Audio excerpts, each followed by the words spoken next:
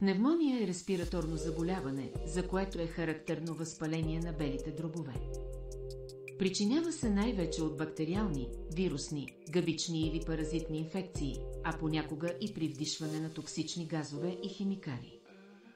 Обикновено, здравият организъм успява да попречи на тези причинители да достигнат до белите дробове, но при определени условия, те успяват да преминат през имунните бариери. В повечето случаи, при навременно и адекватно лечение, заболяването преминава за 2 седмици. Въпреки това, понякога може да протече доста сериозно и опасно. Пневмонията е особено опасна за бебета, малки деца и възрастните хора с отслабена имунна система или съпътстващи здравословни проблеми. Най-честите симптоми на пневмония включват кашлица, висока температура, втрисане, недостиг на въздух. Може да се проявят и други съпътстващи симптоми като главоболие, отпадналост, загуба на апетит, изпотяване, гадене и повръщане, мускулни болки, болка в гърдите при кашляне. Особено важно е да отидете на лекар, ако имате затруднено дишане, болки в гърдите, висока температура, упорита кашлица. След назначаване на стандартно лечение, може да опитате някои домашни средства, които да облегчат симптомите и да подпомогнат организма в борбата му с заболяването.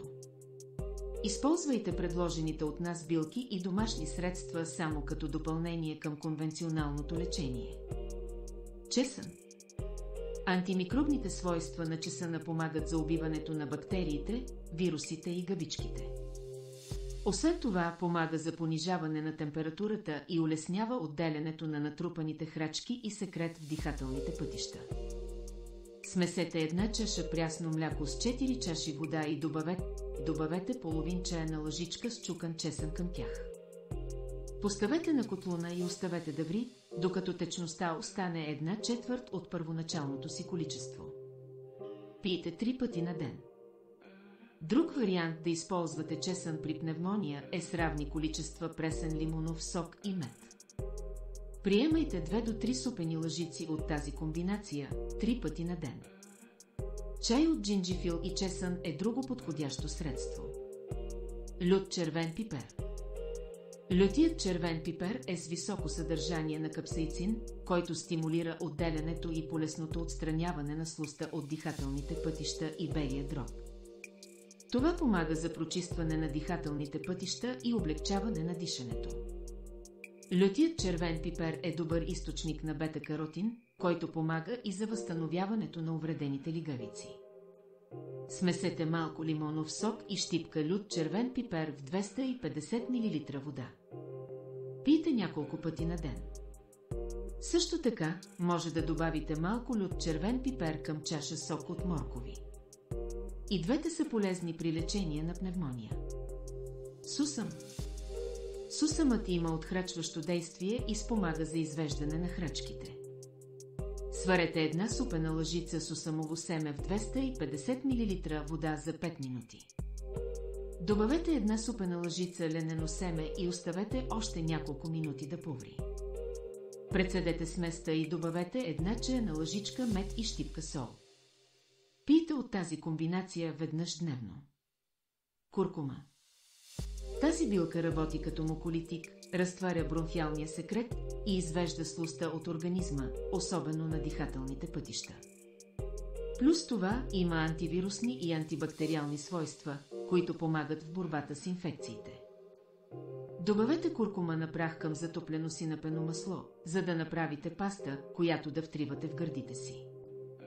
Пийте чаша топло мляко с 1 чайна лъжичка куркума на прах 2 или 3 пъти на ден. Смесете половин чайна лъжичка куркума и 1/4 чайна лъжичка черен пипер на прах в чаша топла вода. Пийте веднъж на ден. Ехинацията е една от най-добрите билки срещу настинка и грип. Твърди се, че тази билка стимулира имунната система и повишава устойчивостта към заболяване. В действителност, ехинацията стимулира фагоцитозата, способност на някои имунни клетки да поглъщат и обезвреждат инфекциозни агенти. Притежава и леки антибактериални свойства.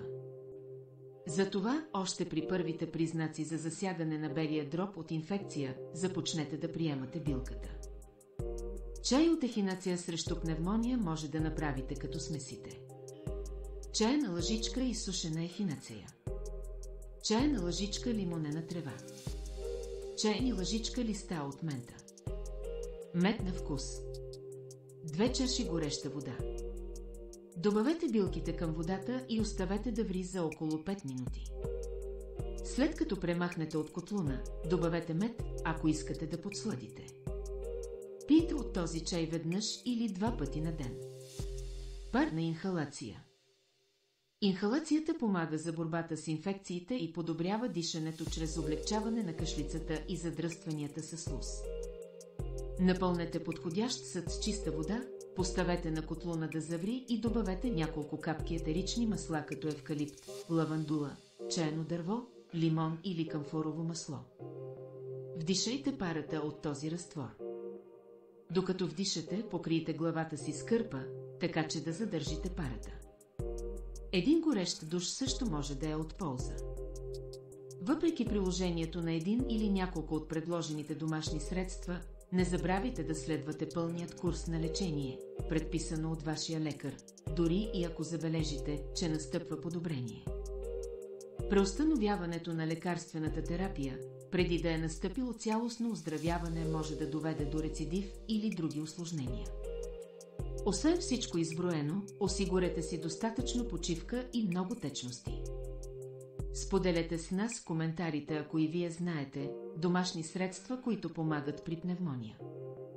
Ако сте намерили този видеоклип за полезен, може да се абонирате за канала Моето здраве. Това е напълно безплатно.